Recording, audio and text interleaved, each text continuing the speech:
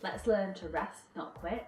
Next time you feel like giving up, maybe ask yourself, do you need a bit of a breather, rather than start, over analysing what you're not doing, what a failure you are, because it might just be it's time for a few deep breaths on the ropes, rather than giving up altogether. In fact, I think you'll find that's the case, because if your goal is for you, you've got to keep going at it. You've got to keep in there for the long game. Hi, it's Sheridan, the comparison coach. I hope you're doing really well today. Have you watched any more videos today? Had a little binge? Go on, nip on over, you know you want to. So today's video is, I hope, going to be very soothing for you, because goodness me, do we sometimes need permission to just take it down a notch or take a step back.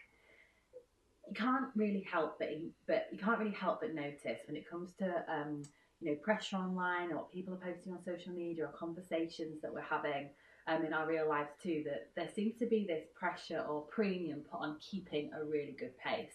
So I'm going to the gym 5 times a week. I managed to have 8 meetings in one day. I'm hustling up at 2 a.m. I'm sending emails, I'm writing Facebook posts and whatnot, or I'm kind of doing 10 different assignments or 10 different essays, and I'm learning loads of extra stuff.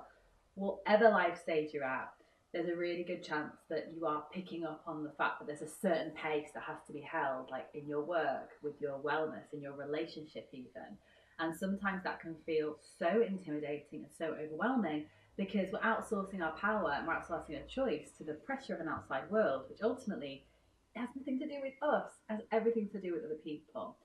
Sometimes when we compare ourselves to the people and the pace they're going at, or the pace they're achieving things, or whatever the comparison is, when we make that comparison to other people, we can end up feeling really despondent. We can end up feeling like a failure. We can end up feeling like the only person that can't add up, or that hasn't got this life figured out, when the opposite couldn't be more true. The pace that works for someone else will be their pace, absolutely. But yours can and must be your own. Don't get caught up in having to go to the gym 5 or 8 times a week just because Johnny down the road is. And equally, don't feel pressure to stay up till 2 a.m. in the morning working on your business or working on your essay because you know that Jane from two doors down is doing the same, because that just may not create the right results for you. Equally, we often will have different seasons in our lives. So a bit like we have winter and spring and summer and autumn that come very seasonally, that will happen in our lives too. So even if you're the same age as someone, you might be at very different seasons. You might be having a very restoring and energizing, energy saving time, where someone else is off, doing their 100-meter sprint, and the same will be, and you'll switch positions as well a few months later, and the other person will start feeling behind because you're having your buzzy summer emerging expansive season as well. And that's just the facts of life. And yet when you are having a bit of a slower restoring time, compare yourself to someone having their whizzy season, no wonder you're going to come off feeling like you're a bit of a failure, or you're not committed enough, you're not quick enough, you're not motivated enough. But actually the opposite is true.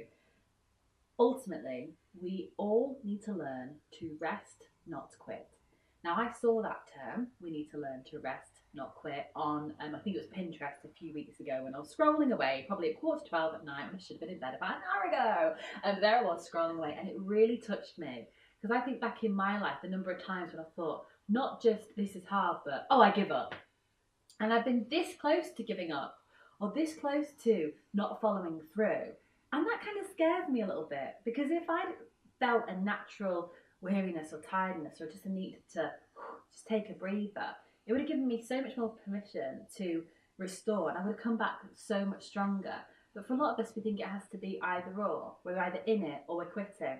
We're all or nothing.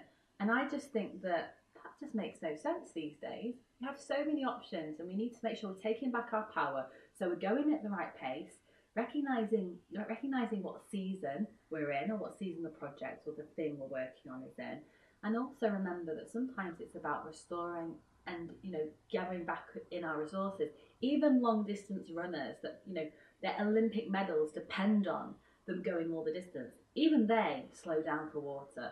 So isn't it fair that we can apply the same rules, and we'll sometimes slow down and rest, so ultimately we can really go the distance and smash that goal, or get to that thing and achieve that success, whatever it is for you on the way in your life, taking in all the goodness that comes with it. So yeah, let's learn to rest, not quit.